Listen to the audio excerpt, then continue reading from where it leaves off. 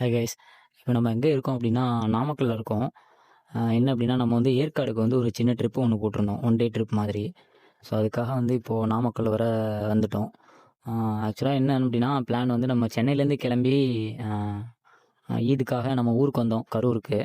So, அது கூட இப்போ லாஸ்ட் வீடியோல போட்டிருந்திருப்பேன். இங்கேருந்து பக்கத்தில தானே ஏற்காடு அப்படி சொல்லி ஏற்காடு பிளான் பண்ணோம். ஆக்சுவலா நான் பிளான் பண்ணது வந்து அ கொல்லி ஹில்ஸ் போலாம், அப்படி இல்லைனா வந்து கொடைக்கானல் போலாம் அப்படின்னு. பட் வந்து சரி, ஆ ஏற்காடு வந்து ஜஸ்ட் ஜஸ்ட் ஒரு 120 கிலோமீட்டர்ஸ் தானே, போயிட்டு வந்துரலாம் அப்படின்னு சொல்லிட்டு ஏற்காடு பிளான் பண்ணியிருந்தேன். ஸோ, அதுக்காக வந்து காலையிலே கிளம்பிட்டோம். ஒரு 6 மணிக்கெல்லாம் கிளம்பியாச்சு. பட் வந்து என்னன்னா, 7:30 இந்த டைம் வந்தப்போ தான் வந்து சன்னே வந்தது.